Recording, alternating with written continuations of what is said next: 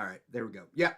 All right. And we are live with another episode of the Keeg Talks. This week, the Keeg Talks Creature Commandos, the newest DC installment, technically the first of the new sort of reboot of DC stuff, animated series that you can find on Max right now. I'm your host, Dimithri Perera, and if you're watching us live, you can watch us on twitch.tv/The Keeg Show or youtube.com/The Keeg Show. And if you are there, let us know in the chat that you are there and you are watching. And, you know, if you have any thoughts or questions or comments or concerns about this show or us, let us know in the comments and we'd be more than happy to reply. But I'm your host, and if you're watching us live, you can see who the guests are. And if you're not watching us live, you're listening to the podcast wherever you get your podcast from, then you can't see who our guests are. So let me introduce them. First, she's been on this show before. I can't remember the last episode she was on, but she's always a hoot and a holler to have on. We got Marissa, aka Marmar. What's up? What's up, Marissa? How's it going? Hi, Dimitri. Nice to be back on the show. Yeah, I'm happy to have you back. It's funny because it's always serendipitous. I will always be thinking to myself like, oh, this episode of the Keeg Talks is coming up. Who should I have on for like Creature Commandos? And then right when I think it, I scroll, and on TikTok, you're talking about Creature Commandos. Yes, I really love the show, so I'm really excited to talk about it with you, so someone like in person, not in person, but like just to have a conversation around it too, because I feel like I've just been by myself really enjoying it. So it'd be nice to talk to other people about it right now. That's what's fun about this show. Like, I don't know if you have if you have people in your life that are a little bit more mainstream that are like, I don't know what you're talking about, Marmar. Yeah. I've run into a few instances about that too. I'll be raving about a show and they're like, oh, okay. like not the same level of reaction, but I'm like, I love it, so that's all that matters. So that's good. Side note, before I even go further, is that like sometimes when you're talking to like someone, you know, more mainstream, more of a normal human being, they might not be as excited as you about the things that you're watching. I was on a horrible first date months ago, before I got with my girlfriend, and she asked me what I like to watch, and then I mentioned a couple things, and I was like, and there's also like this new animated show. I know it's a cartoon, but it's My Adventures with Superman, and it's a really amazing show, and I really like it, blah, blah, blah. And I said a little bit, not too much, and then she was like, oh, that sounds horrible. And I was like, what? No. Conversation. That just... What? It's not killed horrible? The date? What? She's like, yeah, that sounds horrible. I'm like, okay, date over. This is... Yeah. Oh. Anyway. Walking out now. Yeah. You know, it is what it is. But my girlfriend now, she's great. So no That's complaints all that matters.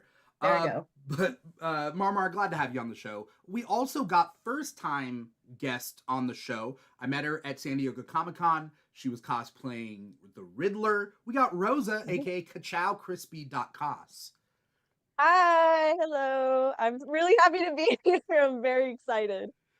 Why are you excited? Are you excited because it's Creature Commandos, because it's DC, because you just like talking about stuff? Yeah, a bit of everything. It's a piece of media that I've quickly become really passionate about. And kind of same situation with Marmar, like Marmar was saying, where it's like, I've been talking about it to my friends, but they haven't watched the show as much as I'm trying to convince them. Or like I'm talking to my parents or just family, and they're just like, okay, that's cool. Yeah. It's like, no, I need you to watch it. It's so good. They're like, oh, I'm happy, you're happy. Yeah, exactly. Yes. Yeah. Yeah. I've been showing everybody the Superman trailer. Oh my God. And like, some people are more excited than others, you know? I'm very excited for that one. I used to be really big into Superman as a kid. And so I don't know. I think it's gonna be good. Even though it's just like a little teaser trailer, it looks really good so far. Yeah. I'm very excited for this one. But I had to like, again, my mom is how I judge the mainstream audiences. It's my mom. Like, she doesn't read comics. She catches things here and there, just like normal people would. and I showed her the trailer, and I think she just got really excited for crypto. You know, Hey, that's something. I mean, crypto is going to be a big draw for people, I think. I saw that they're gonna do some sort of marketing around the Puppy Bowl, which is genius on their part to make that connection. So around the Super Bowl time, I think they're gonna do something with the Puppy Bowl. Okay. So I'm excited to see what that would entail or what that looks like. There's probably Or going to what be a crypto only trailer, I hope so. right? That'll be cute. That'll be Oh, very cute. Yeah. I'm really excited for this one. Now, here's the thing about Creature Commandos. Really quick, just because we were starting off this episode, and we're supposed to stay on topic, but really quick, what were you guys' if we could like rate this season of Creature Commandos with some sort of explanation, and then we'll get into the nitty gritty of like where were you when this was first announced, and what were your thoughts? So now that the season 1 is over, what would you rate Creature Commandos as a season out of 10? is anyone? You can go, Rosa. Okay. All right. Sorry. I would honestly, I think I would rate this a 9 out of 10. I did not have a lot of high hopes going into the show. I honestly saw the trailer kind of last minute. I like looked more into it and I saw it was like announced at San Diego Comic-Con while I was there, but I had no saw. So it was like it wasn't till the first episode was out that I knew about it. And it was like I saw the trailer and I saw a clip of it on TikTok. And so I didn't really know what I was going into, but it caught my eye. But after watching it, it was really good. So personally, 9 out of 10 for me. Okay. Nice. Marmar? I would agree with a lot of what Rosa said too. I'm wavering between like a 9, 8.5. I would say I don't want to rate it too high, but I did really love this show a lot too. I went into this with no expectations. All I knew is that James Gunn was taking over DC and this was the first project. And in the past, I've loved James Gunn and the way he's able to ensemble a really incredible cast of people and make us like fall in love with them, even though sometimes they shouldn't get the love that they deserve at times, but to humanize them is a very incredible talent on James Gunn's part to create these types of characters. And so I was okay, I'll bite. I'll watch Creature Commandos and see what's up. Especially since I watched his Suicide Squad, and then Peacemaker. And right out the gate, I was like, okay, I see where James Gunn's cooking, and I'm eating it up. So, Mm-hmm. but yeah, I'm glad that they announced a season 2 because I think for me, I think the ending of the first season, we'll get into it, but like the ending, I think felt a little like incomplete at times, and then I think because of that prior knowledge, I was like, okay, I see where they're going with this. So if I didn't have that knowledge, I feel like my rating would have been a little bit different. That's why I'm wavering between a 9 and 8.5, but still stellar overall. Yeah. I think I would give this an 8. And I'm really good with an 8. 8, 8.5. Mhm. Yeah, fair. Yeah. But like an 8, 8.5, mostly because I think that it was done really well. It had some things that like I was like, I want a little bit more from it. But also when I compare it to other James Gunn things, like the Suicide Squad, James Gunn's Suicide Squad, is like 10 out of 10 for me. And like Mhm. I know for sure that this to me was not as enjoyable as the Suicide Squad. I can go right now and watch that movie again and like pick up new things and whatnot. And also Peacemaker as a show, I forget whether we did a podcast episode on it, but basically Peacemaker as a show, I went into it not wanting to like it. I was like, Yeah.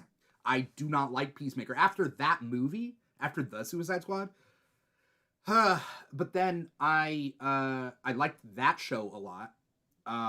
And this one, I think I think it just wasn't as good as those, but it was still good. A little puzzling at times, but good. You know, I Mhm. totally understand that. Yeah.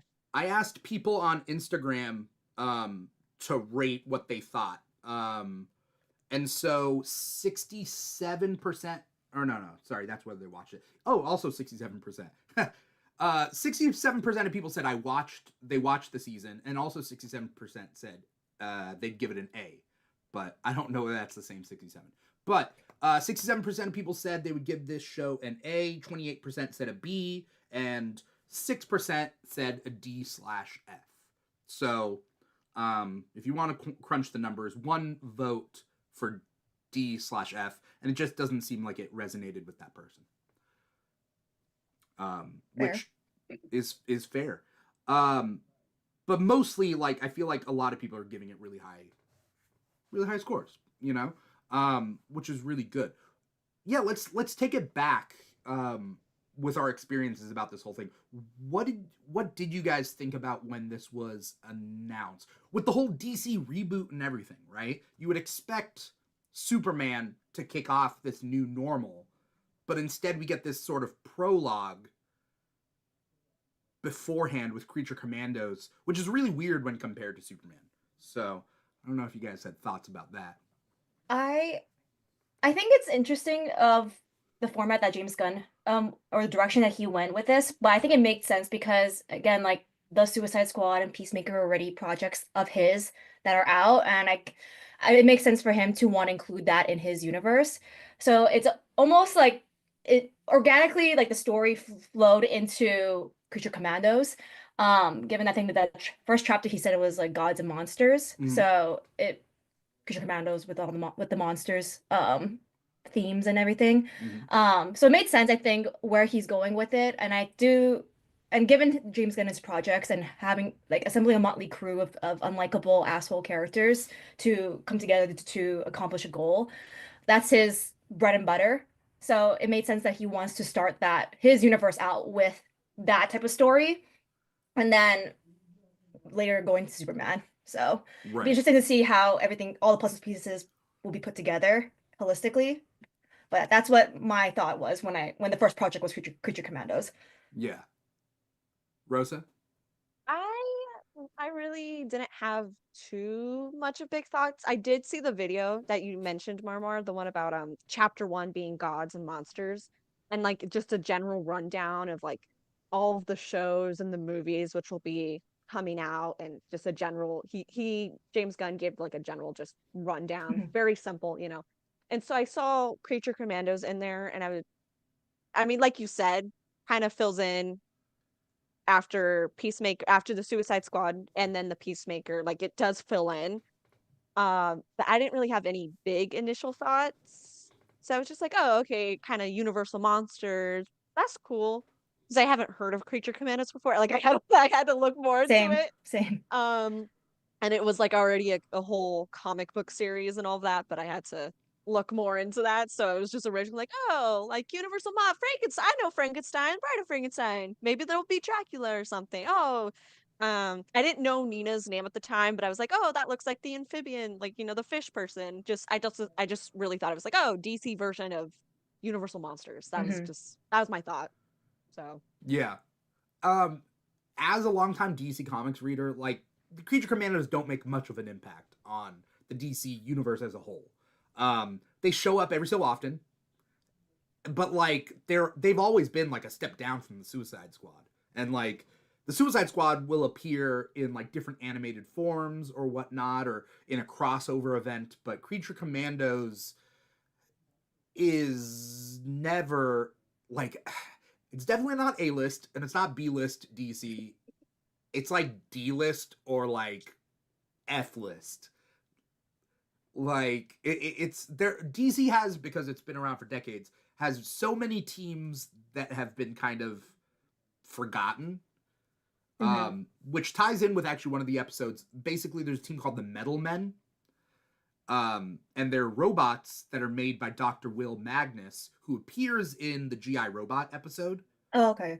And Will Magnus, he's the guy with the pipe, and Yeah. he essentially creates sentient robots that are personifications of the periodic table metals. Oh. So they can do the things that the metal can do, but they can like liquidize and like shift sometimes. Like Mercury, especially. Like there's a character named Mercury, and they can shift. And then there's like platinum, and there's like copper and tin and whatever. So Even the Metal Men I know more of than the Creature Commandos. So, but I had my faith in James Gunn, and although some people think like all he does is just make weird stuff with asshole people and characters, I think he's gonna do great with Superman. I think he knows when to turn it on and turn it off, and like what he's going for. So, when this episode came out, though, what stood out to you guys the most?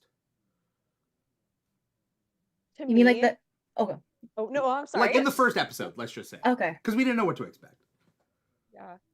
To me personally, it was the personalities.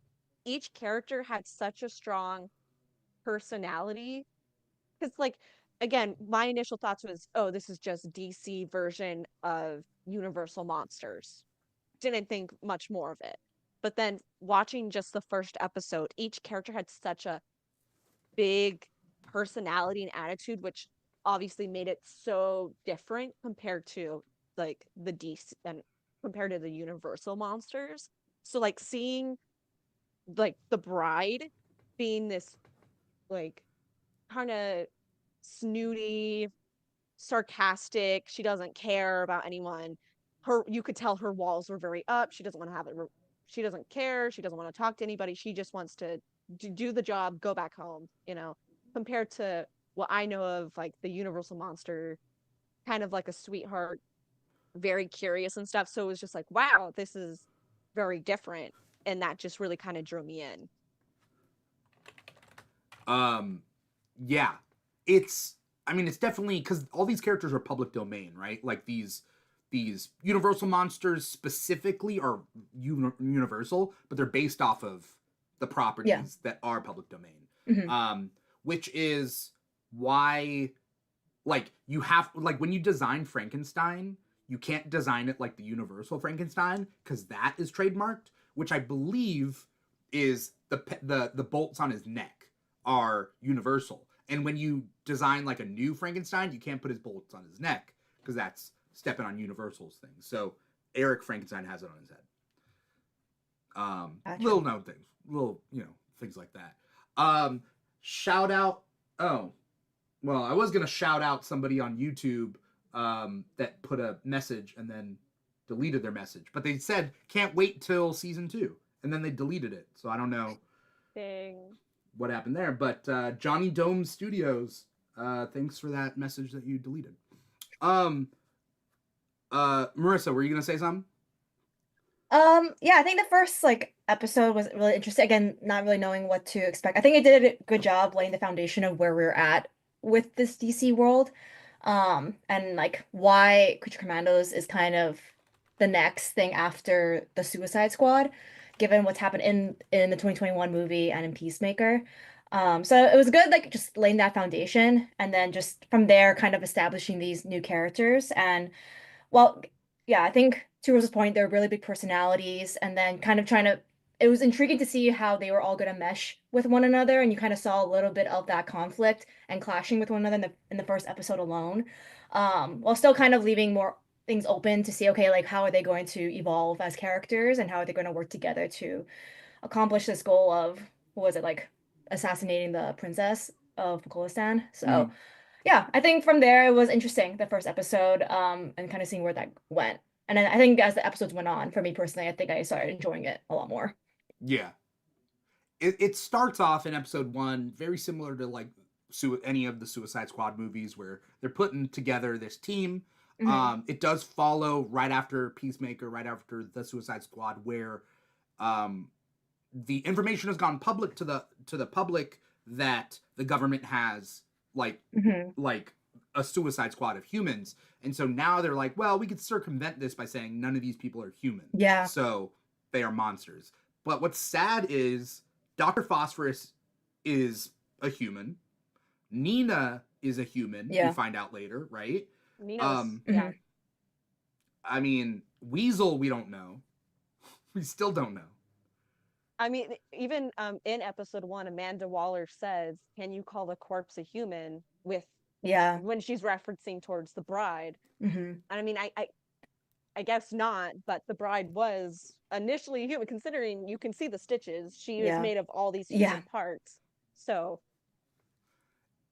I feel like one of the themes of the show is like blurring the line between like what is a hero, what is not, what's a monster, who can be taken advantage of, who will be celebrated. You know, I definitely think that Superman is going to touch on that as well. Because also, I don't know if you guys knew, all the voice actors for Creature Commandos are able to be the live action versions of these characters. Like they are planning that. Yeah. I think he said that in the I think James Gunn said that in that video he posted saying the rundown about chapter 1. Because that sounds familiar to me. So yeah. Yeah, I think that's confirmed. Yeah. Which means it's funny, Frank Grillo, Frank Grillo, who played Crossbones in the MCU, is Rick Flag Sr., and he's supposed to make an appearance at least in Superman. Indira Varma, I believe, is her name. Yeah. She is the bride. David Harbour is Eric Frankenstein. I love that. Which is so funny. And so, like, all these characters, like Creature Commandos, I think are gonna at least cameo, you know, in the Superman movie, and like have live action versions of them. Did you guys? What's that? Oh, one more thing. I think in the episode 2, I'd liked, speaking of Rick Flag Sr. and Frank Grillo, I think that I'm glad that they kind of like found the connection too. Like they justified or like explained like he's the father of Rick Flag Jr. and spoilers for the Suicide Squad, that you know what happened to Rick Flag Jr.'s fate. Yeah. And like justifying also like the age gap too, because like people were kind of like, is this a very but then you would say, oh, I had this son when I was like barely like 18, and so I was like, oh, interesting. They had to kind of squeeze that in. And also shout out to Viola Davis for continuing to play Amanda Waller through all of this. So she's getting that coin. So it's paying off for her. I love Viola Davis as Amanda Waller. Love Viola Davis. Yeah. Like everything she does is great, sure. But it's just that much better as a DC fan to see a amazing actor play a very nuanced character. Yeah. Well. Absolutely. I feel like she gets into that role, like she takes it very seriously, and she puts herself in that role so well. Yeah. That's funny. So Johnny Dome is the person who was on YouTube that put the message, then retracted it, but then jumped over to Twitch. But Johnny Dome must have missed it. But Johnny Dome says, "Did you hear about the Puppy Bowl? Might hint more Superman." So that's what Marmar said earlier. I mean, who knows? Excited for that. Yeah. Excited for that. Yeah. Shout out to Esu Tante, who's been watching. So thank you so much for tuning in. Did you guys have a character that you thought you would like? Or I'm gonna twist it. Did you have a character that you thought you wouldn't like, and then you ended up liking them? Ooh. For me, okay, no, I'll go first, Marmar. Okay, I didn't think anything of G.I. Robot. I did like the concept of G.I. Robot just like killing Nazis. Like, I'm like, more power to you. And then he got to I think episode 3 was the moment where I realized I'm gonna love this show, regardless of whoever else thinks otherwise. Because his backstory was just so like just amazing in every way. And he's so simple-minded because he's a robot, like beyond anything. But then just the way that that black and white thinking was really interesting to explore in the grand scheme of things of this story. So I think, and spoilers, but after what happened to him like in like episode 3, like I think from there I was like, oh, the moment I started loving him is the moment that James Gunn took him away from me. And so I was like, God. That is a James Gunn thing. It's such a James Gunn thing, and I hate when he does that, but I love him even more when he does. Yeah. I think for me, it was the Weasel. Oh yeah. Because I have seen the James Gunn Suicide Squad, and Weasel is in there too, but he just didn't really stand out to me too much there. And then I saw they were putting the Weasel into Creature Commandos, and again, he already did not stand out to me so much. So I was just like, oh, okay, cool. He's here.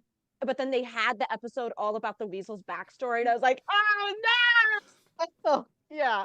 But exactly like GI Robot, like you were saying, Marmar. It's the same sort of thing. Like, didn't think much about it, and then they give you the episode with about the character with the full backstory, and you're like, oh, You're like, that's my child now, and you took exactly, him away yeah. from me. I like how the point of the flashbacks, like roughly each episode has a flashback, right? But the flashbacks you think are meant to make you understand and empathize with the characters until it gets to Dr. Phosphorus, where you're like, oh, the point of the flashback is not to empathize with the character. The point is to show how irredeemable he is. Yeah. And I get his tragic and also backstory. show Batman. Oh, and to show Batman. Yeah. And yeah, that was all to show Batman. Yeah. But like sure, his backstory is tragic, but it's also the choices that he makes is unhinged, right? And that's kind of like the point. I like that they added that in there and they made it different from the other characters, because initially I was like, oh, like another backstory, I'm gonna empathize with him, yada yada yada. But then yeah, it was a lot more nuanced. Like, I can empathize with the fact that he lost his family in the tragic way that he did, while at the same time he did choose to go a different path with what happened. And so from there it was like, okay, like a little bit more morally gray in that regard, and almost like kind of justifying why he is there. He has more justification of why he's in prison in the first place. So I mean, one could argue that, you know, freak accident aside, Dr. Phosphorus is the most human person there, right? Yeah. And he's the biggest monster. Yep. Yeah. No, I think he does the most damage. Like power-wise. Yeah. Yeah. He's the one that can do the most damage out of the whole team. I mean, and it's always so gross. Yeah. Very, yeah. I mean, even like with Cersei too, right? Like, I think he did the most damage to Cersei, like physically, and it stayed on her face the entire time. Yeah, it was imprinted. Yeah, that's why that was kind of funny to me. I was like, damn. It's Johnny Dome came up with a question, but we'll get back to that question a little bit later. You know, thinking about what comes in the future, but I think I'm with Rosa about Weasel. Obviously, given like the tragic backstory that Weasel has, but also the opposite is I went in expecting to like Eric Frankenstein. Oh. Oh, I knew from the get-go I wasn't gonna like him, honestly. Really? His design, it's a good design. Yeah. But compared to the rest of the crew, like the Bride, Nina, Dr. Phosphorus, GI Robot, their design stands out more to me. And so Eric's design, I was like, okay. And then we got to see more of him in the episodes, and I was like, yeah, no.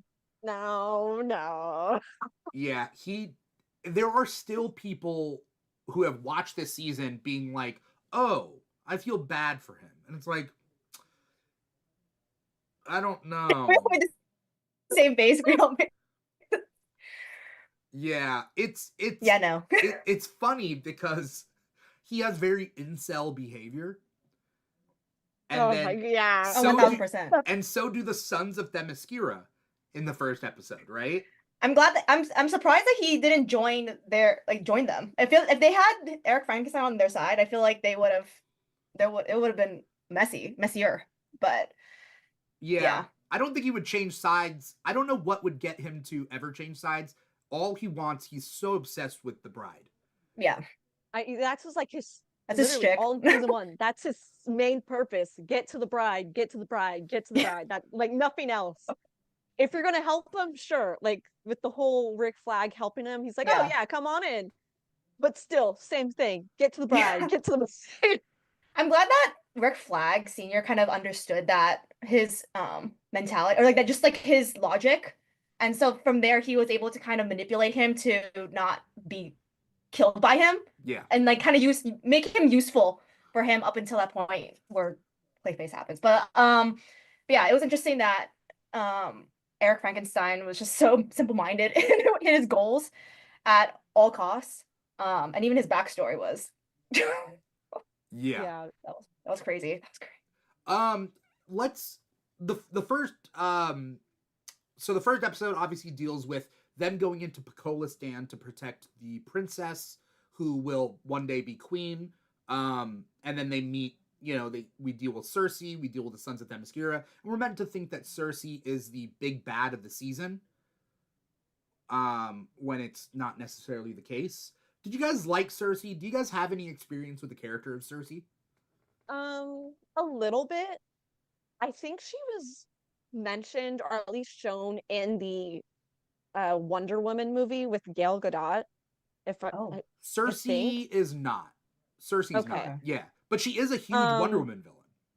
Yeah, I just okay, I couldn't remember. It's been a long time since I Yeah. watched that Wonder Woman movie, but my family, specifically my aunt, loves Wonder Woman, and so that's how I know a lot about her. So that's like I was familiar with Cersei. I knew that she came from the same area as Wonder Woman. I can't remember the name of that island right now. Themyscira? But Themyscira, yes, thank you. But like I was familiar with her, and then seeing her design, I gotta be honest, I really liked the design she had going for her. I was like, oh, this looks, again, I same sort of thing like you said. I thought she was gonna be the big bad, and then as you watch the show, she's actually not. She's trying to be the hero, trying to stop the actual big bad. Yeah.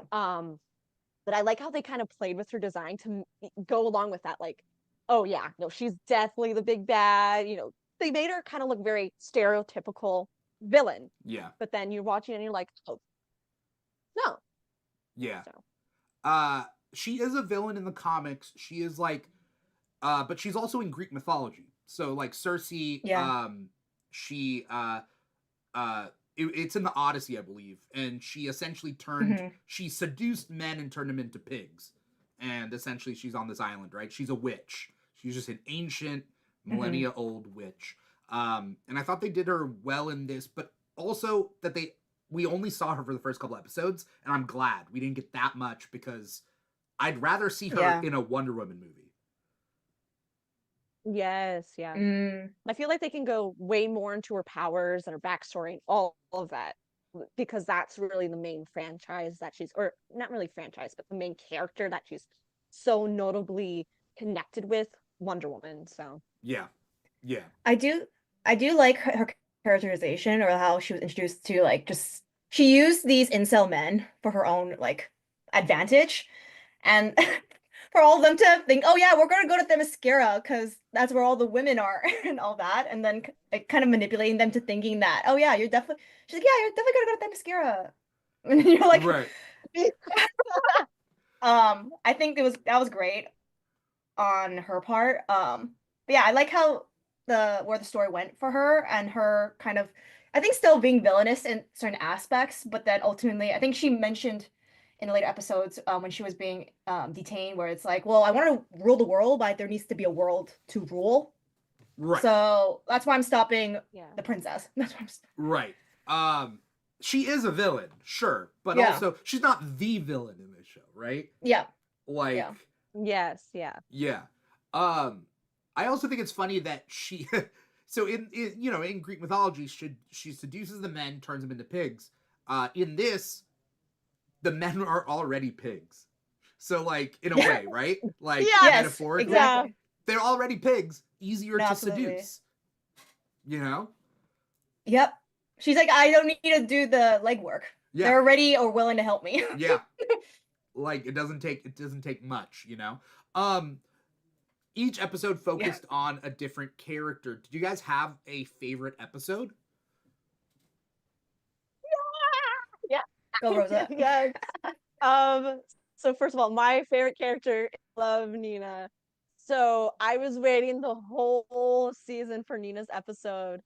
So last episode was my favorite, but it's also the one I have the strongest emotions with, because why? I was not expecting her death, and then they killed her off. And I knew from the get-go, like from episode 1, when they first introduced her, I was like, oh, I know that's gonna be my favorite character. And then as it kept going, I was like, yeah, I really, really, really like Nina. And so I was like, where's the Nina episode? Of course, now I know why they put it at the end. but it's my favorite and also the most heartbreaking for me. Yeah, It was absolutely. it was really tough. Seeing baby her. Here's what's funny.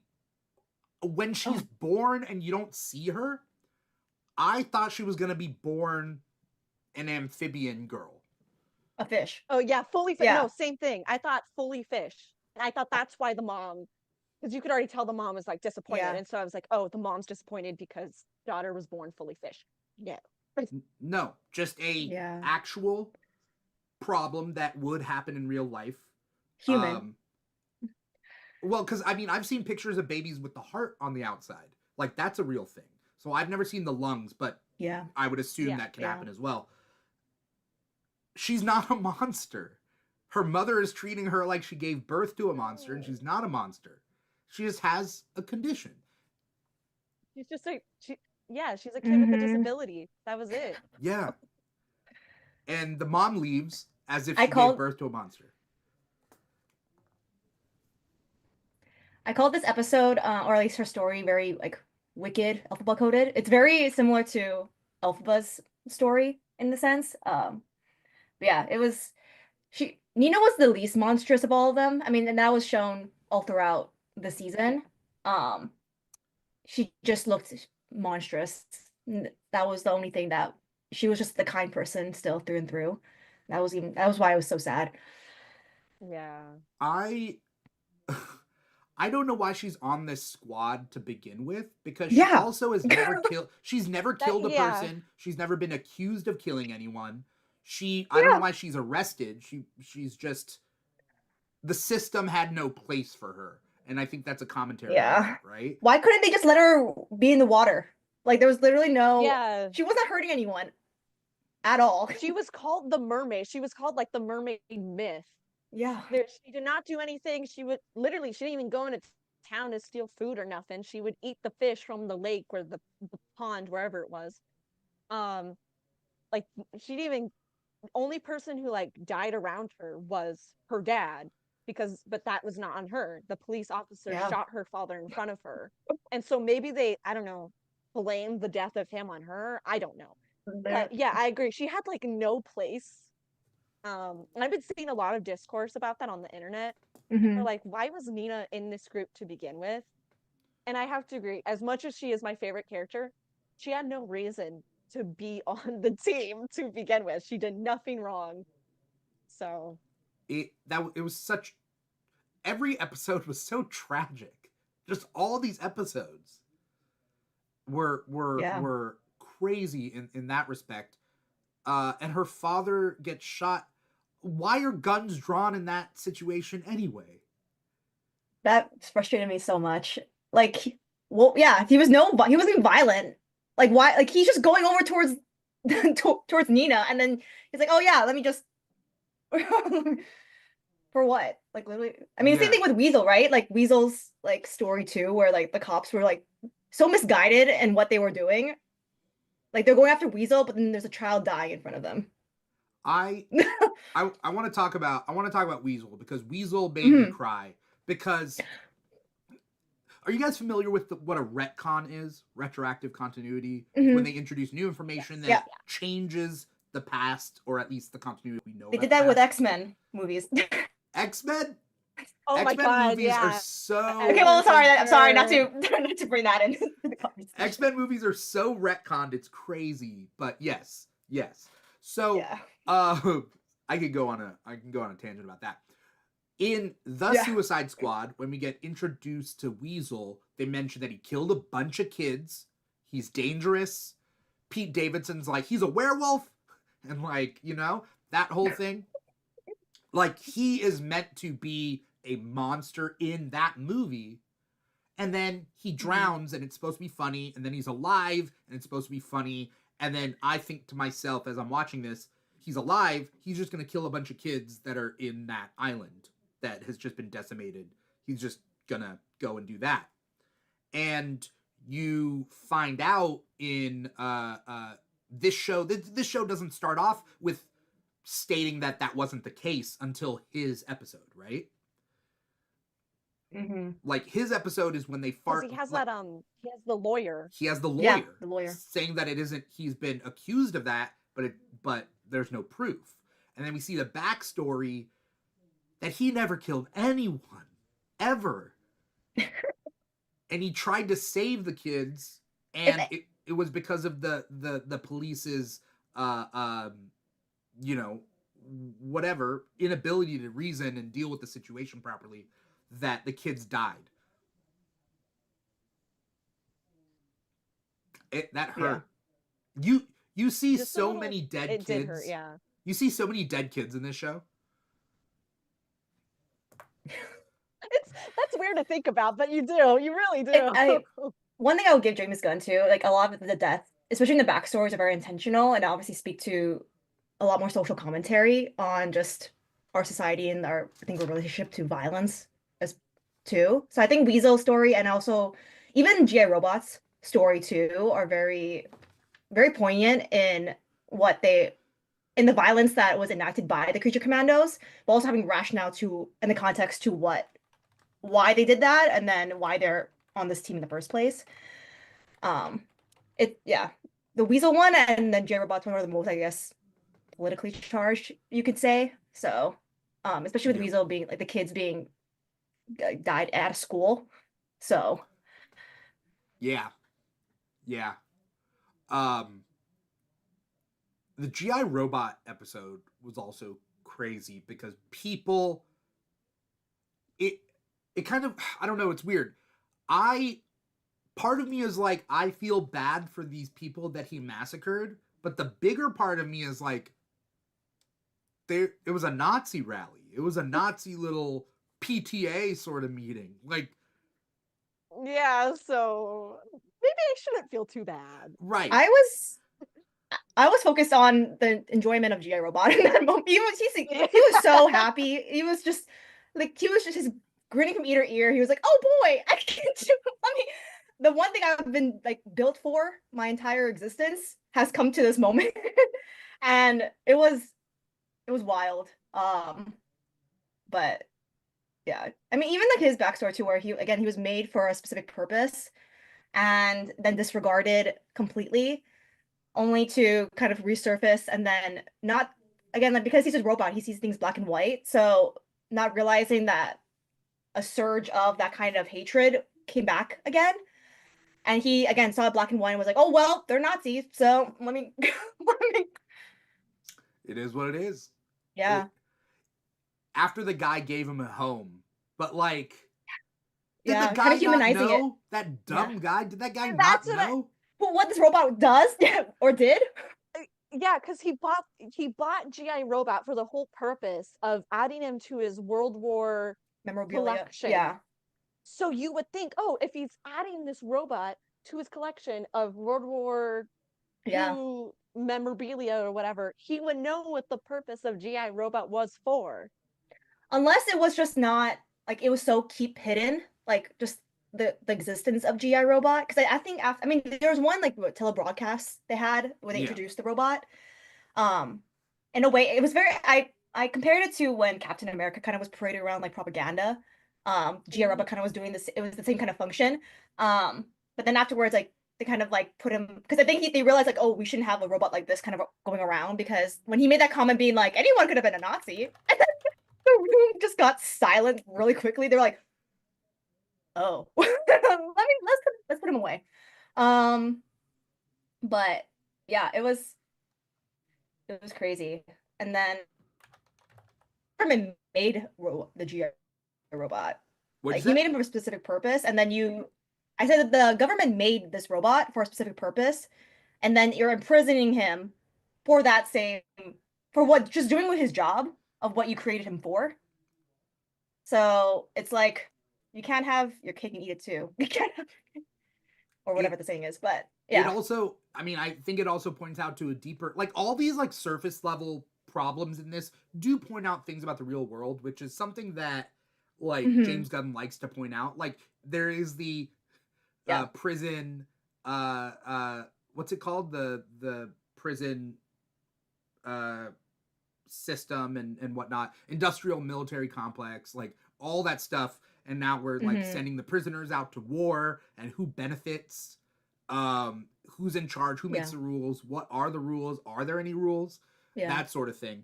Do they have rights? Do they have rights in this situation? And it's funny because in California, we had a proposition that essentially said that we couldn't force. The proposition would be that we would change the law that we can't force people to do work in prison. Like, we can't force them to do the labor that like slavery would entail, right? But we voted down that prop, and California has said, nah, it's okay. We can make prisoners do whatever we want. They're prisoners. Which is very interesting given the fires that are happening right now, and prisoners. Stay safe. Please stay safe. Yeah, I mean, I'm luckily far enough from it. I hope Marmar's okay. You been okay? I'm in an area where it's okay. It's been okay for the last few days. Obviously, hopefully things won't like change, but just monitoring the situation. But I've been grateful so far that nothing has happened as of now. But yeah, for everyone here, I guess just stay safe. Yeah. What was I trying to get at? Basically, that prisoners all in real life help put out fires, but they, whether, I don't know. Anyway, it's a whole different thing. James Gunn brings all these points up in different ways throughout this whole thing, and like how the government failed. The government failed GI Robot because GI Robot's not human, but the government also fails humans that are in those same situations. So what's the difference? Exactly. And also within the GI Robot episode, there's that one scene where you see GI Robot in court. Yeah. And like one of the lawyers mentioned something like, oh, well, he has enough sentience, so he should be able to abide human law. So just trying to justify imprisoning their own creation. He has one rule, and that is no Nazis. That's his one rule. Yeah, kill the Nazis. That's a pretty simple rule. I think you can abide by that. Even like that episode where I think Rick Flag was like, or when he asked, "Are these Nazis?" Like when the soldiers were coming in after them, and then Rick Flag was like, "Yes, yes," and then oh boy, and then he just went ham. Little known thing is that GI Robot fights with Sergeant Rock, an Easy Company, I believe it's called. They're also a DC property of like World War II comics, where Sergeant Rock and Easy Company, they do war stuff, but then they also go to an island of dinosaurs, and they have like World War II GIs versus dinosaurs. Like, and I guess Sean Gunn would come in and play GI Robot there. Yeah. Just a little thought. Yeah. Whether he wears a suit or not sure, but like. Yeah. There's some sort of CGI magic has to happen there. Yeah. Well, because keep in mind, Sean Gunn did the body of Rocket Raccoon. Like, he, like, puppeted him to stand in for the CGI as Bradley Cooper voices him. So, I mean, no matter what, I'm like, I think they'll be great. And Alan Tudyk voiced Dr. Phosphorus and Clayface. In this episode, or in this series, I saw that Clayface also in the Harley Quinn series as well. I think he also voiced Clayface and Harley Quinn. Yeah, different. I mean, it's a different continuity, but like it is funny to have him pop up as more than one Clayface. This Clayface was brutal though. Yeah, I was gonna say I watched the Harley Quinn and Poison Ivy show. Really good show. But in Clayface in there is kind of portrayed very dumb. Like, he's like, oh, haha, I like this and this. But then in here, in Creature Commandos, exactly like you said, he was brutal. Like, he just started going ham. Just started beating up Rick and Eric. It was a great fight scene to watch. Yeah. And I found that fun, considering I have watched the Harley Quinn show. So to see Clayface, where I'm kind of used, well, at least from that show, because I knew it was the same voice actor. So I was like, oh, are they going to do the same thing with Clayface here? But I really liked that they changed it up. Yeah. I'm glad they didn't do the same Clayface, although I love that Clayface. He's very much a thespian, right? He's very like, Yes, yeah, thespian. he talks like this, and then he like shapeshifts into like different characters. It's way funnier, but you know, they're supposed to do a Clayface movie as well. They're in talks. Oh, So we know that if anything, Clayface is for sure not dead. Or they do a prequel, but I hope he's not dead. I hope he's not. That'd be sad if that's how Clayface is. I personally think that would be kind of sad. Clayface is such a big known villain. I mean, definitely for Batman for sure, but just DC villain in general. You can't just kill him off like that. Yeah, I think he's definitely unless maybe they do. They've killed off so many characters in this show, so yeah. I don't know. They could. They didn't kill off Cersei though, right? So like they can hopefully use her for another movie or another thing. They even didn't kill off Rick Flag. Like they broke his back, but like he's still alive. I mean, I think because you have context that okay, like he's gonna. I mean, which kind of would like take you out of the story, but like we're all like, oh yeah, he's gonna be in the next movie. So we're all kind of like, okay, he's not dead. Like it's the emotional aspect. We're like, is he gonna survive? We're all like, well, he's gonna be in this and that, so he's okay.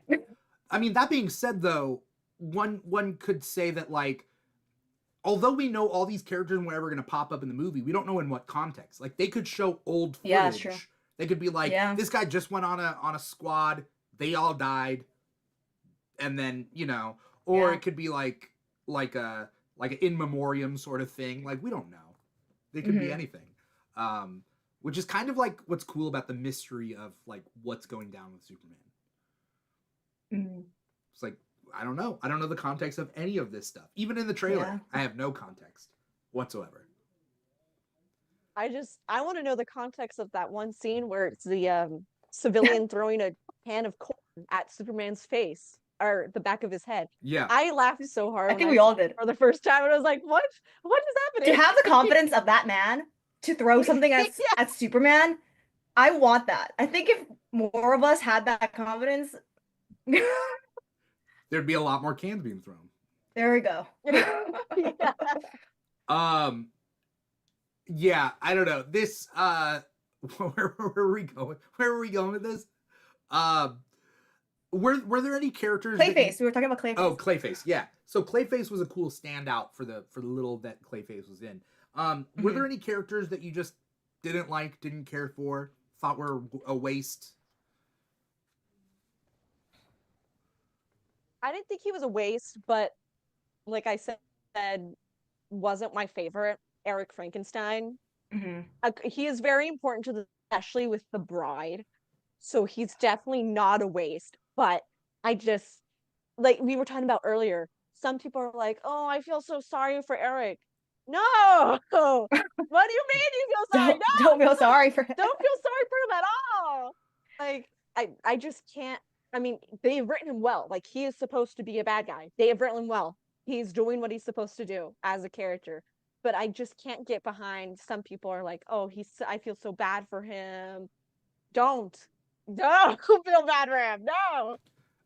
Especially that flashback episode where he kills the lady.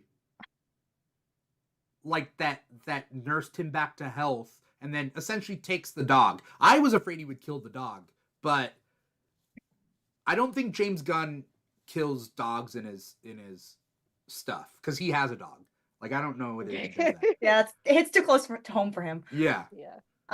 Yeah, that scene was. I kind of attributed that to just this concept of like the male loneliness epidemic. I think for him, because she kept saying like I don't want to be alone. I don't want to be alone. Stay with me. Stay with me. Stay with me. And then for him to be like, well, I can't, and you're gonna be alone. So I might as well like the fact that he went from one thing to the next, and he's like, okay, let me just kill you, so you won't be alone. And it's like, yeah. Oh, I was like, of course, I don't know how his brain functions, considering he is Frankenstein. Same thing, like the bride made up from human parts, but they were raised, or I guess not really been really raised like children. They just came to life. So they must have some different way of thinking. But to immediately go from, oh, I do have a mission. And then, like you were saying, I don't want to be alone. Don't leave me alone. And they go, oh, well, okay, I'll kill you. So you're not, what? So What you're not alone. connection like, I just want to know what connection happened in your brain to go from, oh, well, you don't want to be alone. Well, okay, I'll just kill you. What? He's definitely a narcissist. He only cares about himself, and he's so obsessed. And I think that people think in real life, right? Like if a person can talk and if a person can explain themselves, that there's reasonable doubt for anything that they do. People view like insanity as this sort of Joker sort of insanity. Yeah. But it's not necessarily the case. And with him, he obviously had an obsession, a very one-sided obsession, and he can talk and joke and be, quote unquote friends with Rick Flag, but he is unhinged. And like it doesn't mean that he's not completely crazy.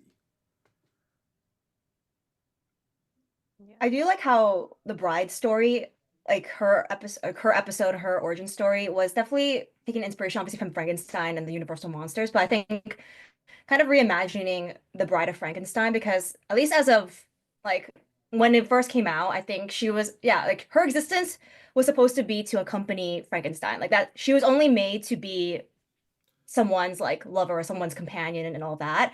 And then kind of pushing back on the idea that the bride is like, no, I have my own agency. Like I can choose to live whoever I want to live with, love whoever I want to love. It doesn't have to be with Frankenstein but in Frankenstein's mind, like he created the bride for himself. So he can't get out of that mentality. And then the bride being like, no, like get away from me. And Frankenstein doesn't know the word no. So yeah, I think that also has something to do with Victor Frankenstein. Yeah. Because like in that episode with the flashbacks that we see of the bride, he like as soon as she's not raised, but created after the whole electricity, she's on that bed and she's like freaking out. She doesn't even know how to speak words. And Eric he has flowers in his hand. He's ready to go. And Victor's like, hold on now. We got to take a moment. We have to teach her how to speak, like all of these different items, how to function. And then Eric's like, these things get in the way of true love. And he's like, well, do you not want a bride who can't speak? Like she's still technically a baby right now. Yeah. But that does not also, Victor Frankenstein was also kind of a bad character as well. Can we talk about that? Because I'm very interested in your two's point of view on Victor Frankenstein, right? Yeah. Yeah, of course. Because it's in a fantasy. In the image of the male gaze in the sense too, where it's like, oh yeah, I'm creating this woman too, where it's like, oh yeah, I'm creating this woman, like from the male perspective, I'm creating this woman to be my companion. But then she, again, like to Rosa's point, a child, a baby, because you don't know anything. And so the only information that you're receiving is from the person that created you. And if the person that created you is also having ulterior motives, then that also impacts kind of your worldview, unless you get other information elsewhere. So I think with that being said, I think Victor Frankenstein, even though he wasn't as like directly toxic like Frankenstein, like the Eric Frankenstein, like Victor Frankenstein, I think his method was to kind of slowly almost groom her in a sense, like just kind of groom her, and to the point where she thinks that, oh, this is the love of my life, because that's the only person that's been around her this entire time. She doesn't know anyone else beyond that. So in that sense, like Victor, like in hindsight, Victor really just had sex with a creation that he made. So there's that. Yeah. There's that. And we're even shown when the bride and Nina go to the castle where bride was created, they show this huge portrait on the wall of Victor Frankenstein, his wife, and their kid. So we're shown that he has a family outside of Eric Frankenstein and the bride. And then we see the flashbacks of the bride, and you're like, so yes, he made the bride for Eric, but then he proceeds to cheat on his own wife and his whole family with his creation. And that's just mess. Yeah, exactly like we were saying. He basically made her for his purpose, for Victor's purpose, was to groom her. And it's like, Do we know whether his Sad, it's wife? sad. Do we know if his wife and family are alive? I don't That- think we do. Not Yeah. to take out the grooming part, because the grooming part can still apply, but the cheating Yeah. part doesn't necessarily have to apply. Yeah. That's true.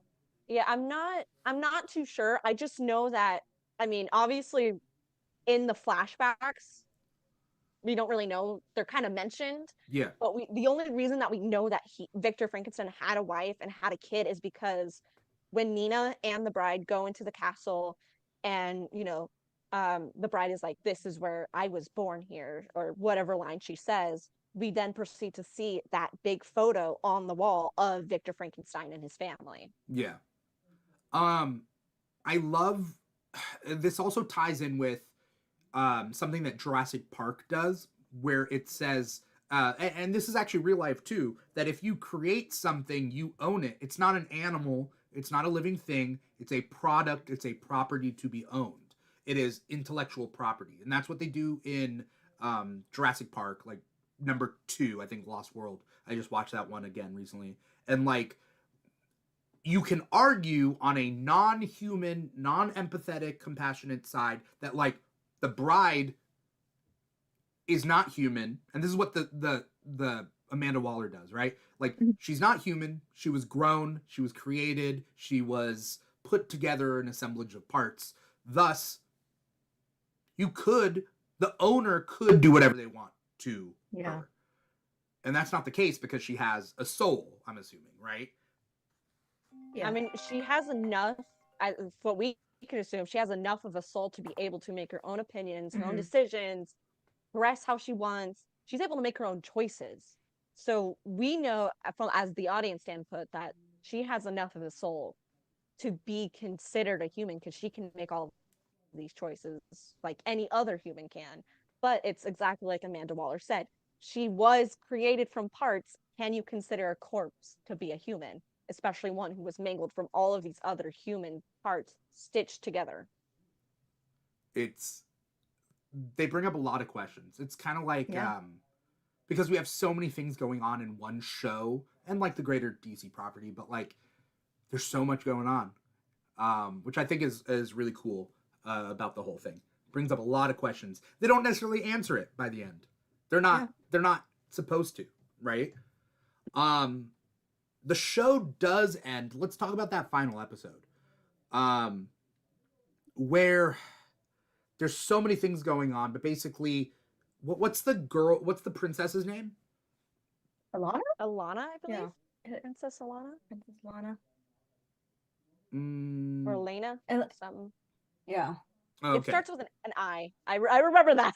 Yeah, Elena. Alana. Yeah. Alana. Alana. Okay. Alana. Yeah. So she, the squad is sent to kill her because Rick Flag and Eric Frankenstein find out that Clayface has been, has infiltrated Waller's team, and that they go to kill, but they can't get close enough. How are you guys feeling about that whole final episode? Rosa, go. Yes, this is the one I was so very, very, very passionate about. Mainly because it was like, again, like I said earlier, Nina was my favorite character from the get-go, and so it was like, yes, we finally get to see her story. It's finally Nina's turn. I loved learning the backstory of everyone else as well, like Dr. Phosphorus, the bride, the Weasel, G.I. Robot. I loved learning about their backstory as well, but it was like, finally, yes, Nina's turn. Because, like I said, she was my favorite from the get-go.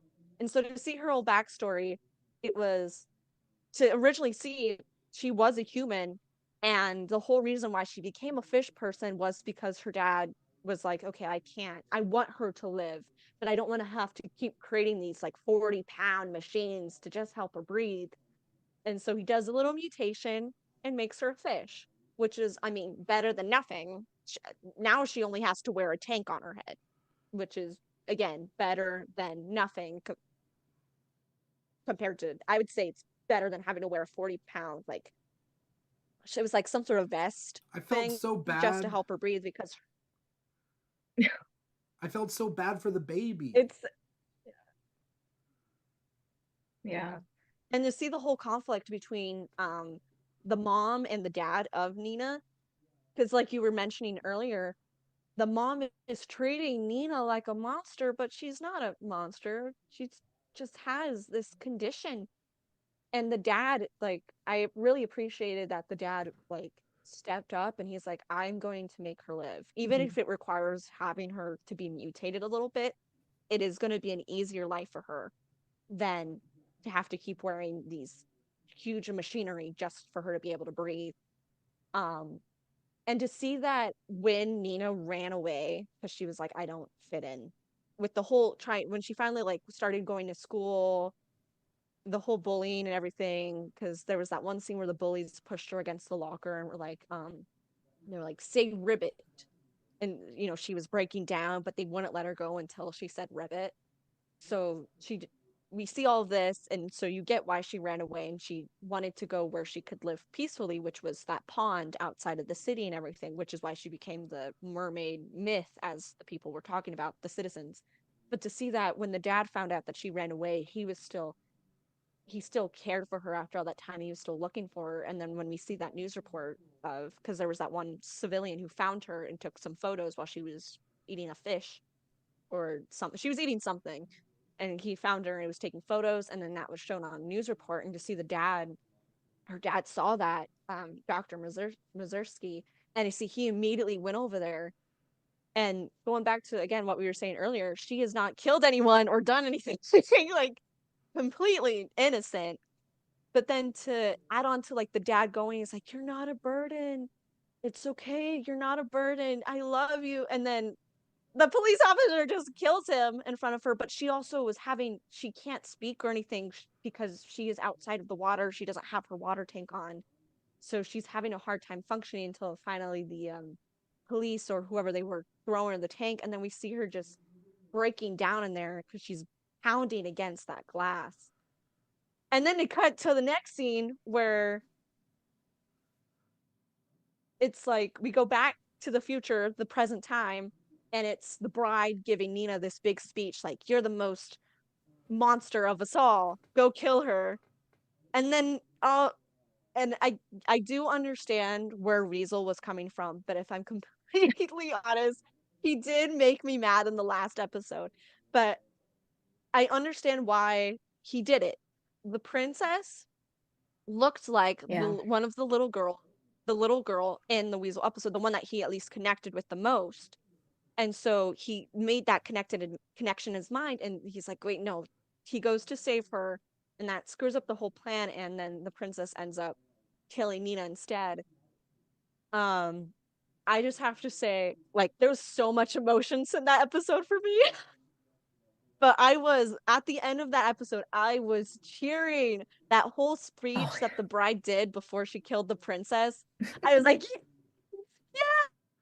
And then like the princess was like, oh God, the bride.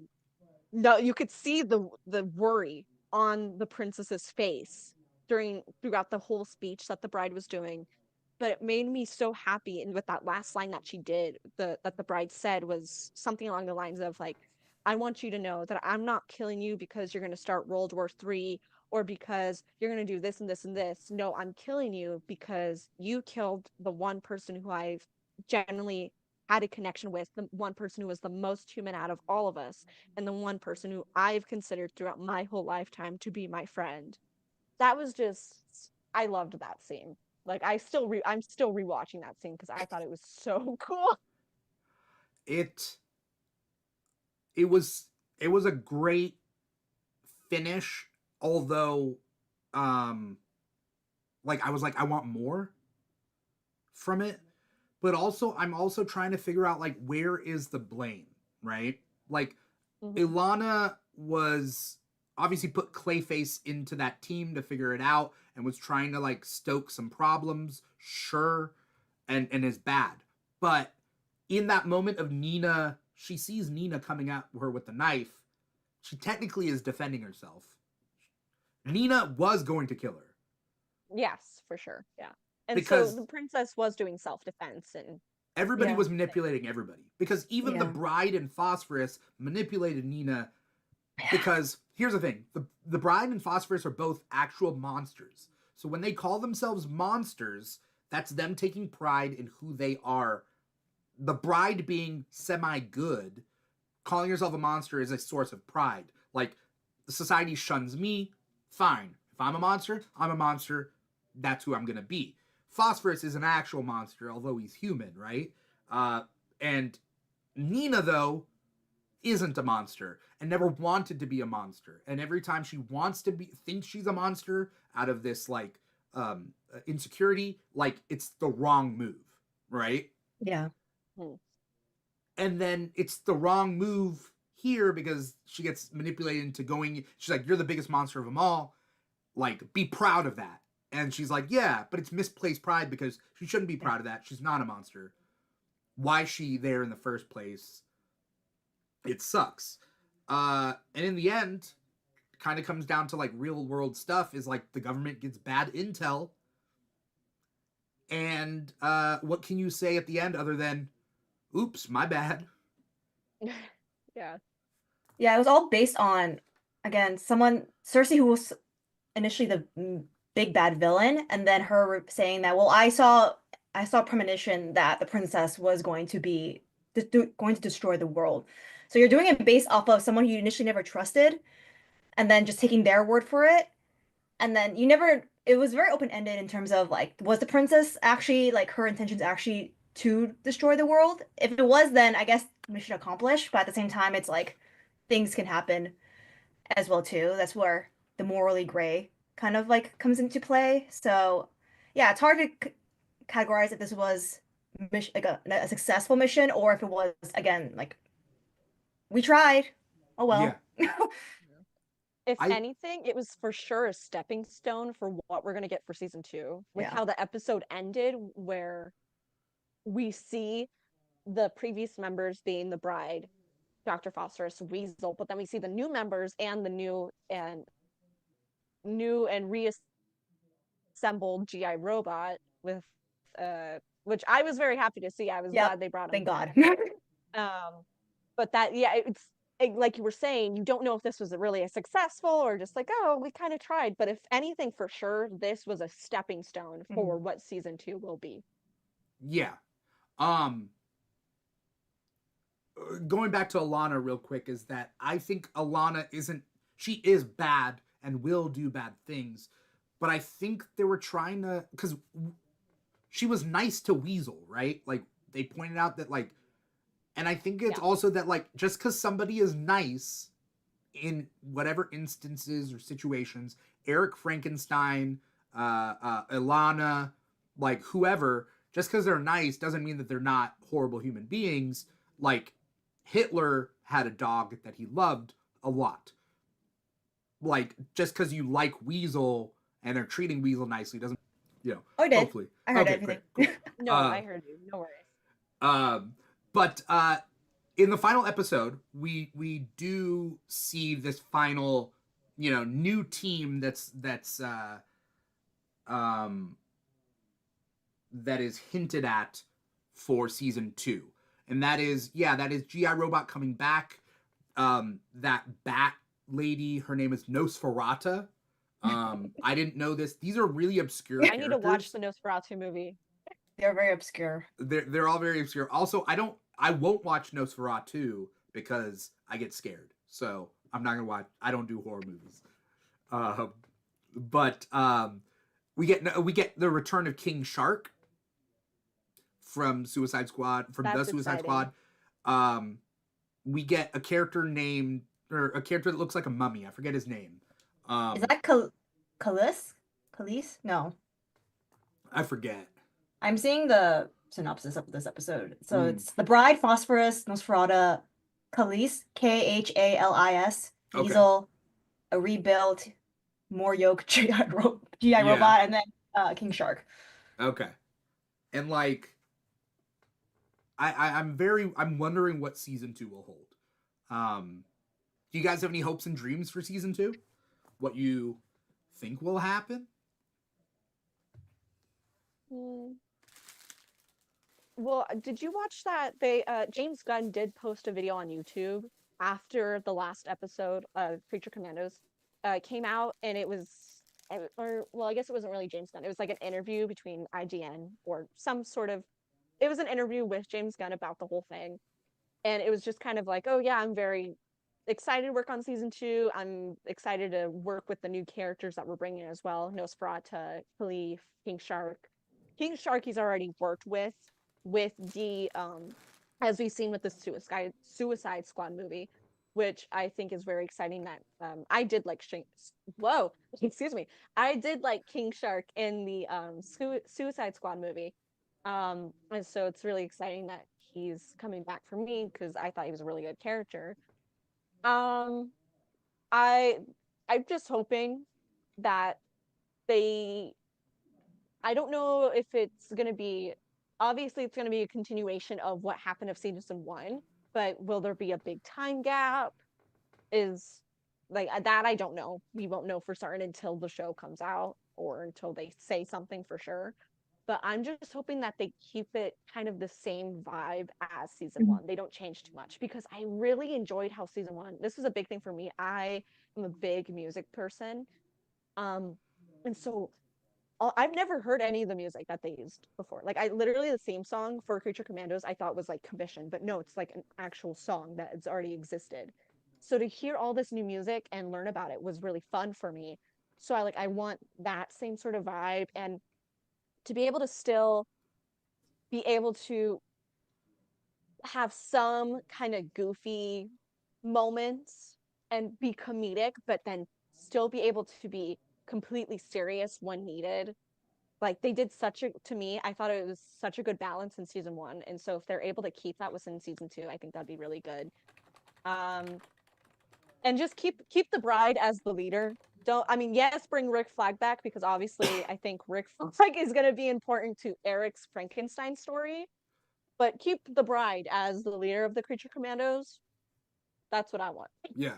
I'm really happy I'm not happy. I wasn't expecting it, so I'm okay with it. That the Eric Frankenstein story was anticlimactic. Mm. And a lot of people hate that. You know? They're like there was no point to his character. And it's like maybe it serves a purpose in season 2 or maybe the lesson learned is that your obsession has no point. Yeah, I feel like he was just there to service the bride's storyline. Um, and maybe even Rick Flags for a short amount of time. Mm-hmm. It's kind of similar to when it reminds me a lot of the first Suicide Squad movie where the Joker kind of was just there, but he was there to service Harley Quinn. Like he kind of was just following that Suicide Squad around, and you're kind of like, why is this Joker there? Why is Joker there? Yeah. But so I thought maybe that was a similar thing too. But I feel like I think it just gives more context to the bride, and I think the bride, it seems like now looking at the whole season as a whole, the bride really was the forefront of this story, and I liked her ascension to being the leader. Because yeah, I mean, even especially with like what happened with Nina, and so I think her character arc in this season was really well done. Um, so if anything, Frankenstein was kind of there to service that story. Yeah. Or who knows, maybe he was joining Creature Commandos because he wants to be close to the bride. I don't know. Ugh, I would not trust him. I would like for him to Yeah, just kind of pop in and out and that's fine, but like yeah, get his ass kicked just being because yeah, being silly and then leave. yeah. I think it's interesting just in a general thing of like why we would need the bride and Eric on the same team and what people out there think if you had to choose one, who would you rather have on the team? Because I feel like a lot of people, would be like, why not just have Eric and not the bride on the team? It's like, because why not? Wait, what? Like, you know what I mean? It doesn't have to be so, Yeah. he doesn't need to take precedent over her story. Oh yeah, absolutely. Like, she's not his bride, you know? Yeah, yeah. Yeah. I want to shout out a couple of people in the chat. We've had some really good people in the chat, so thank you so much for participating. Ghosty Puff says hi. Arjit Lala says I enjoyed the music too. Wasn't expecting as much music in the show. Mhm. I wasn't either. But then I think to myself, James Gunn, of course, like he's always Yeah. gonna put music in his stuff, and I mean, it works. yeah, I was thinking about the Guardians of the Galaxy Hmm. kind of Because I don't know, James Gunn just has a good choice of music. His movies, his Guardians of the Galaxy movies, like the music he's chosen, so good. And so I knew that this was fully directed, fully written. This show was literally created out of the mind of James Gunn with some help from DC with the characters, and everything. General basis of story. But otherwise, this was completely written and directed by James Gunn. So I knew there was going to be music in it because, I've watched the Guardians of the Galaxy movies, but I just didn't know what. And so it was fun to be able to learn about all this new music, because I just really thought it'd be like, oh, maybe this was all like the theme song. I really thought that was like just commissioned. But as I looked more into it, no, that was like an already existing song, which he just kind of made popular by using it in here in the show. It's funny whenever he uses songs, like in his movies specifically, that like they suddenly bump up the charts, even though they've been off the charts for like 30 years. Like all his Guardians music, like in Guardians 3, The Dog Days Are Over, right? I think that was in that movie, and it was like that bumped back up on people's like playlists, and I thought that's like super cool. He's a big fan of music, and I like learning new stuff like from his music. Like, oh, I've never heard that before. The Peacemaker theme song, like the Peacemaker theme song. Oh my god, that was so good. Yeah, I never knew that was a song. When I heard it, I was hearing it for the first time. I never. Yeah. And the fact that he made a whole dance sequence to it too, like he got everyone to just dance to it. Yeah, it was a production. I was like, that was just amazing. It just threw me off guard in the best way possible. Yeah, that's the same sort of thing that they did with Dr. Phosphorus. Yeah, they made him dance. Already, I can't remember the name of the song that they used, but already pre-existing song, which I never heard before. So again, same sort of thing. I was like, was this created for the show? Nope, he just found a song which fit so well, and then creates this. The dancing has like a little bit of story to it, as in, he is now the, not really mob boss, but he is now the head of power, and he has all of this, and now he's celebrating, and it's just him and his followers just doing this whole dance, and then boom, Batman. Yeah. But it's so fun to see. Yeah. By the way, tying in with that is something that Johnny Dome brought up earlier that I said I'd talk about. Do we think that Dr. Phosphorus is going to pop up in a Batman property? For instance, Batman Brave and the Bold is, it doesn't have a date just yet, but that is supposed to be the movie that introduces Batman to this new DC universe. It's supposed to have Damian, his son, in it, I believe. It's supposed to be about that. But whether Dr. Phosphorus will appear, I don't know. I know in the I used to watch so many of the Batman cartoons, and within the actual Batman cartoon, which is called Batman Brave and the Bold, they do have, I don't believe he's called Dr. Phosphorus there, but they do, I can remember there is a villain which shows up in at least an episode or two, which does look like Dr. Phosphorus. It's a glowing green skeleton, but I believe he goes by a different name in there. Yeah, there's a couple of DC villains that all share the same kind of aesthetic. So Dr. Phosphorus is a Batman villain. In Batman Beyond, which was the Bruce Timm animated universe, they bring in a character named Blight, who is a riff off of Dr. Phosphorus in that way. Yeah. There's also Atomic, what's his name? He's a Superman villain, and he, I don't know if he, I'm gonna figure that out. But then there's also a Flash villain named Fallout. Atomic Skull. Atomic Skull is a Superman villain that appears every so often in animated properties. Then there's Fallout, who is a Flash villain. And then what's funny also in this final episode, the bride turns to Dr. Phosphorus and says, "All right, Ghost Rider." And I'm like, yeah. That's a Marvel property. I was like, that's Marvel. Yeah. So I thought that was okay. A little tongue in cheek. That was a little cheeky. Yeah, it was cheeky. Yeah.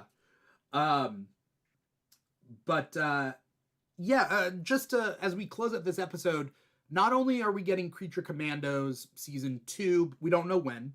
James Gunn kind of has this philosophy because he doesn't want to do what DC used to do, and he doesn't want to do what Marvel was doing also in a way, which is green lighting projects without even having it written. Like, don't do the cart before the horse sort of thing, right? Mhm. And so people are like, how are you having a Clayface movie before Batman? And it's like, well, the Clayface movie is in the process of revisions. The Batman movie is not. And so we can just, sure, we could greenlight all the main DC heroes and say those movies are coming out in X, Y, and Z, but let's actually like have a finished product or a product that's in development before we announce it. I I agree. have to say, I really like that he's decided to do that because as much as I like Marvel, I haven't really touched the property in a hot minute. Like the last movie, like literally the last Marvel movie or TV show, whatever that I watched was Spider-Man No Way Home. And that was purely because I love the Tobey Maguire Spider-Man, specifically Spider-Man 2 with Doc Ock, or Alfred Molina's Doc Ock. That's like one of my favorite superhero movies ever. And so to hear that him, and I also do like the Andrew Garfield Spider-Man movies as well, but Tobey Maguire is my favorite. And so to hear like all about that, I had to go see that one. Mhm. And that was, like I said, that's been like the last Marvel media that I've touched. Well, no, I lied. I have watched What If. I like What If as well. What If's a Okay. good show. So that's really the last one that I've watched. But What If is not really a part of the MCU as far as I know.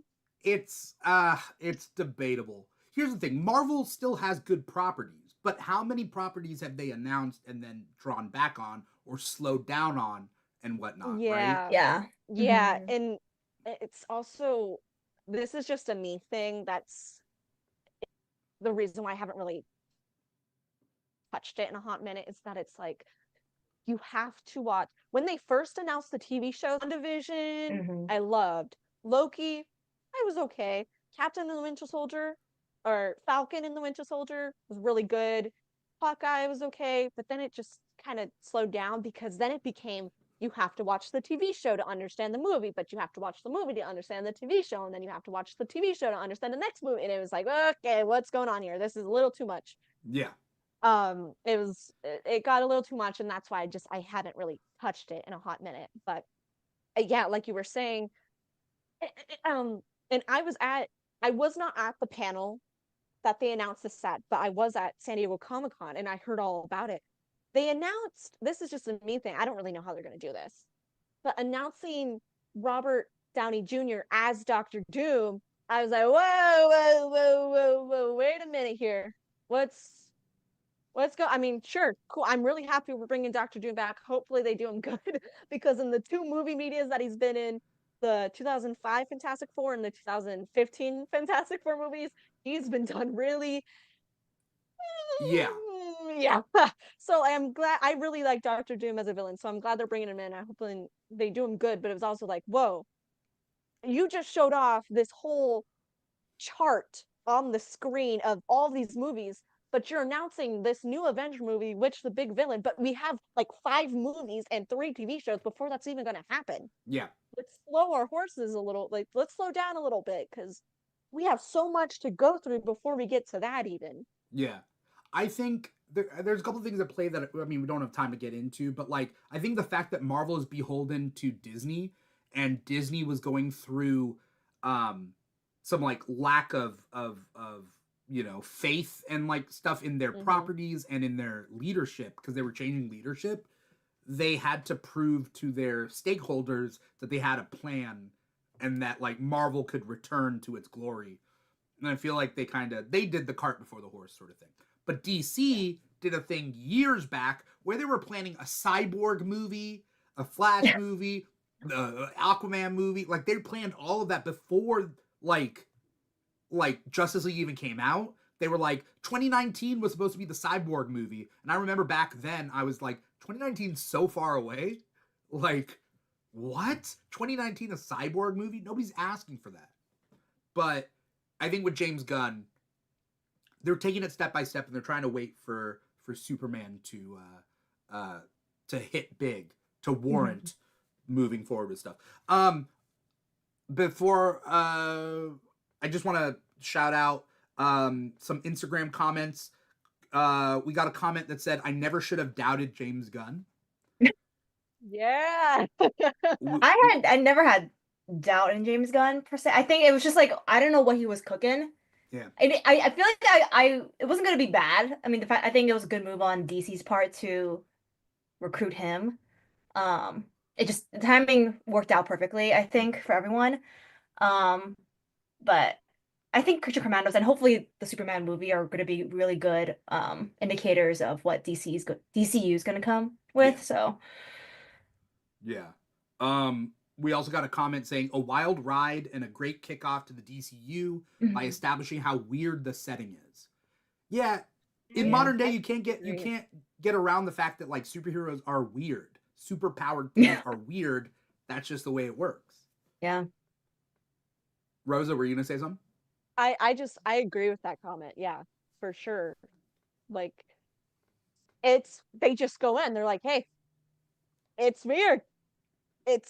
We're talking superheroes. There's powers, we have monsters, we have creatures of all sorts and kinds. It's gonna be weird, but it's gonna be different and it's gonna be fun. Yeah. Yeah. And then the last comment was by the person who gave it a D/F, and the comment was truly felt like it was a waste of time. Which I understand. To each their own. I guess, yeah. If you're watching this expecting some big, huge setup for the DCU, I don't think you're getting that. Yeah, this is just, I mean, totally fair. Like we were saying, to each their own. But yeah, don't go in with the expectations that this is going to be something huge for the DCU. And that's probably going to be the Superman movie. Yeah. Yeah. I think the Superman movie is going to be the something huge for DCU. This is just a stepping stone to help us get started. Because by all means, James Gunn could have totally started with the Superman movie first. But I kind of like that he's going small. Yeah. Starting small before we get into something really big. Yeah. We don't have to talk about all this stuff, but I just wanted to shout out all the different things that are slated. Superman comes out this year, July 11th, 2025. But that really is the only property. I don't know whether Peacemaker season 2 comes out this year. I saw that this is Wikipedia, so take it what you will. I think it's August is Peacemaker season 2 this year. Again, it's subject to change, of course, but I think they're trying to get it out this year. Okay. So next year we have Supergirl, the Supergirl movie, which is based off of the Tom King miniseries called Supergirl Woman of Tomorrow. That's slated to come out June 26, 2026. And then we also have a Clayface movie that's slated to come out September 11th, 2026. So those are the only ones that are like on the books. They have a release date. But then we have a couple more movies that are like announced, but we don't know yet. The Authority, which is kind of spinning off from Superman. We have The Brave and the Bold, which is the Batman movie. We have a Swamp Thing movie. And then 3 more movies that are like, we don't know if they're going to happen. Teen Titans, a Bane Deathstroke team-up movie, and a Sergeant Rock movie. And then as far as TV shows, which are also animated or not, we got Peacemaker 2. We got Lanterns, which is the one that they have already casted for Jon Stewart and Hal Jordan's Green Lantern related TV show. We got a Waller TV show that's supposed to come out. No release date. We have a show called Paradise Lost, which is supposed to tie in with Themyscira. We have a Booster Gold TV show and a Blue Beetle TV show, which I think is supposed to be a cartoon. And so, okay. You know, there's a lot that may or may not happen in between now and then, but I'm excited for what's to come. For sure. Subject to change. I really, just for myself, I really, really hope that the Teen Titan movie happens and the Waller show happens. I'm pretty sure the Waller TV show has been confirmed that that's going to happen. But like you said, the Teen Titans one is just been announced, but they don't really know for sure. Yeah. I hope that it does happen. I'm a big fan of the Teen Titans in general. I love the dynamic that all of the characters have with each other. They're like they're like a family in a way, but you can also tell that they are a friend group. Yeah. And I don't know, I just something that resonates with me because I mean, this is actually my last day as a teenager. That's so weird to say. My birthday's tomorrow. Happy birthday. Thank you. Yeah. Happy early But as birthday! someone who is currently right now still a teenager, it's fun to see that dynamic because that's like the relationship that the Teen Titans have with each other is like the friendship that I have with all of my friends. Yeah. Like that's our friend group. That's pretty much our friend group. That dynamic relates close to home because I have something which is the same. So I'm hoping that movie goes through because I think if written well, it can be done really well. Yeah. Yeah. I'm excited for this whole slate. Like, I think you know, Marmar. I mean they have some interesting people attached to these projects. I think sticking out, I think Clayface has Mike Flanagan. I've loved Mike Flanagan, all of his like Mike Flanagan like horror anthology series. So I have a little faith. If it's going towards more horror route for Clayface, I'm really intrigued with that. I feel like we don't get a lot of horror infused with superhero stuff, so that's gonna be really interesting. And even also like Swamp Thing, James Mangold, he's the one who behind Logan. So I have a little faith in that if James Mangold's behind that. Um, so yeah, we'll see. Yeah. They've already casted for Supergirl, right? Yeah. Jason Momoa is gonna Yes. play Lobo. Like, which okay, cool. Let's see it happen. I think that could be really I think that could be good. Yeah. I think that could be good. I have some hope for that. I think I need to read that comic series now. Yeah. So I know what I'm gonna get to for the Supergirl movie. Yeah. Shout out to anyone who is listening. The Keeg has a shop on Amazon. I believe it's like amazon.com/shop/the Keeg Show. I've tried to create lists of comic books, must reads, that sort of thing. So if you're looking for Supergirl related stuff, Woman of Tomorrow is on that. It doesn't cost you guys any more, and I'm not pitching it to you guys, but out to the ether. Amazon.com/shop/the Keeg Show. Yeah. It doesn't cost anyone any more to buy it through that, but it kicks a little bit of a percentage to the Keeg as a podcast channel. And it helps to just like be like, oh, I'm into Supergirl. What should I read? Well, there's a Supergirl list. There's a Scarlet Witch list. There's an Agatha Harkness list. Superman, that sort of thing. So, Batman also. So, you know, if you want to know where to start, check out that Amazon shop. Before we get going, I don't know if anyone has any final thoughts or we just wrap things up because we've been talking a long time, and I am happy that we're all like roughly on the same page of like, oh, this show is good. Let's see what happens in the future. Yeah, absolutely. I think we should never have doubted James Gunn. That I think that's also a consensus Yeah. as well too. Yeah, I mean, but also I enjoyed it as just another silly, entertaining like show that's kind of siloed separately as of now. So I going to this, I knew it wasn't going to connect to a greater thing, at least for me. But it was just nice to have another story from James Gunn about just characters that I had no idea existed really.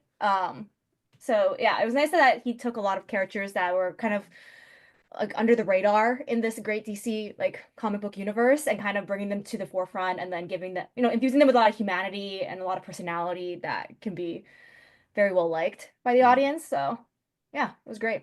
I Yeah. enjoyed the watch. Yeah.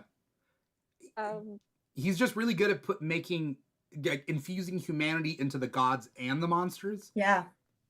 Even the monsters, like the actual bad ones, it's like, oh, okay, now we know. Mhm. Rosa? There's still like going what you were saying, as we see with Dr. Phosphorus, yes, definitely bad, but there's still some humanity in there with him, especially that one scene where they're running away from the soldiers and he goes into the house and we see the little girl, and he feeds her, and then they play the little game where he's throwing her in the air and then he sets her on the ground when the parents come out. Like you can see there is still some humanity in there, and James Gunn has just done a really good job with the show with showing that yes, they're creatures, people see them as monsters, they're not human, but no, there's sparks of humanity in them. They are at least human enough that they can make their own choices. They Yeah. know what they're doing. I just think it was done really well. He was thinking about killing that girl, though. He said, "I wish you didn't come down to see me." Yeah, no, he was thinking about it, but I was I just think it was scared. nice. I was so I know, I scared. was scared. Because No, again, but this Oscar show Foster will is, kill the kids. This show does kill children. We see like 27 of them burned down in a schoolhouse, so Yeah, they're and not Dr. afraid to do it. Phosphorus's kid and wife. Yes, Yeah. yeah. So it definitely could happen, but I was just glad that I mean, he totally, like you said, he has that whole moment where he's like, I wish you didn't come down and see me. And you think, oh, he's gonna kill this little girl. But then we see it goes into a flashback and then it comes back and we see him playing catch or She screams, or, though, remember? Like, that's yeah. like, Oh, oh no. yeah. But I don't know. I just personally thought that was cute that he was like, you think, oh yeah, this little girl is gone. But no. Yes, she's screaming, but that's out of fun. Yeah. They're playing a game and she's having fun. I just thought it was cute that yes, there's still humanity within all of these monsters and these creatures. And James Gunn was able to show that while still showing that they are bad. Some of them are bad, they have done bad things, and even the characters themselves acknowledge that. They know that. They know their actions are bad, but to still bring that sense of humanity and at least enough of a perspective that we as the audience can sympathize with them in some aspects, I just thought that was nice. Yeah. I want to thank you both so much for coming on the show and taking time out of your day to talk about Creature Commandos. Before we get going, though, I want to know where to find you. What do you got coming up? Anything you want to plug? Marmar, you want to go first? Yeah. As of now, until something happens, I'm on TikTok. But if not, not TikTok, I'm also on Instagram, I'm on Threads, Letterboxd, Serialized. I've also created somewhat of a YouTube channel. I'm putting on like some shorts like from my past videos, seeing where that goes. Again, like a lot of it's just up in the air given what's happening with TikTok. Also on Blue Sky as well too. Venturing out into that realm as well. So I'm on different platforms, all under Marmar. So yeah, look out for me all those places. Awesome. Rosa, what about you? So I'm mainly only on Instagram. kachowcrispy.cause on Instagram. I do also have a TikTok where I sometimes post cosplay or just things in general. Actually, the most recent thing I posted on TikTok was a whole rant about the last episode of Creature Commandos. And that is just Kachow Crispy on TikTok. But like Mara was saying, that might be going. We're not too sure. So safest bet is to follow me on Instagram at kachowcrispy.cause. I think the next big, I haven't really made a cosplay yet, but I've really enjoyed the show, so I think I'm gonna try to make a Nina cosplay because I really want to do her. So here's to hoping. Okay. Good luck. Right. Good luck on that. That'd be great. Yeah. I'm foreseeing a lot of Creature Commando cosplayers. Like, it's gonna be a niche thing, but I'm sure there are gonna be groups of them at different cons. Oh, for sure. Yeah. I'm really hoping I can get a Nina cosplay done in time for San Diego Comic-Con because I would love to do her there, I think. Because the other two conventions that I'm going to are one's mainly a gaming and anime convention, and then the other one is completely Sonic themed. So San Diego Comic-Con feels like the right one to take Nina to. Absolutely. Definitely.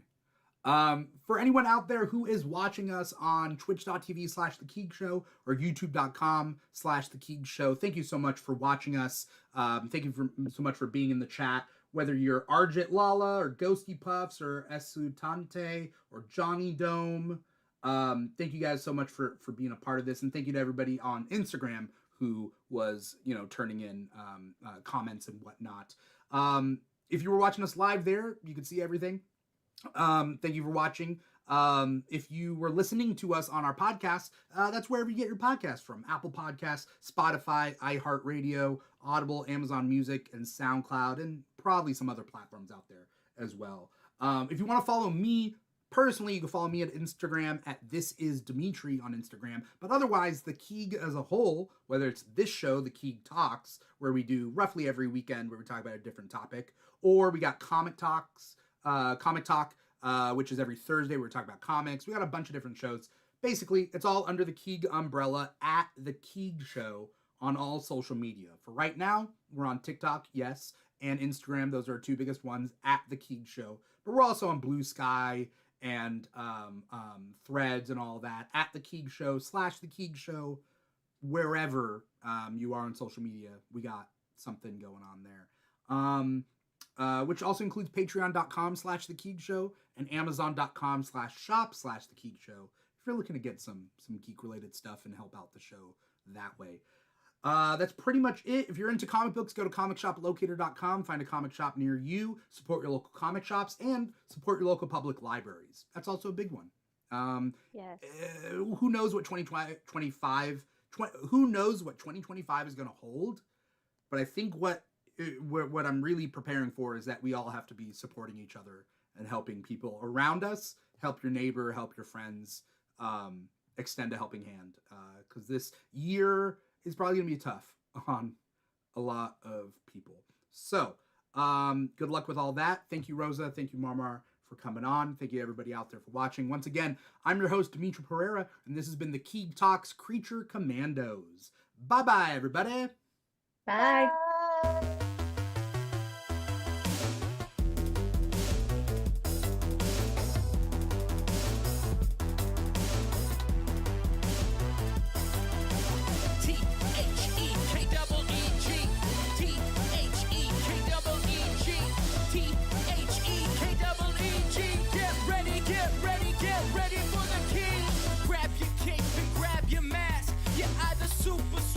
Super fast, gotta beat the boss and get the loot, cause it's the King, and we got geek news.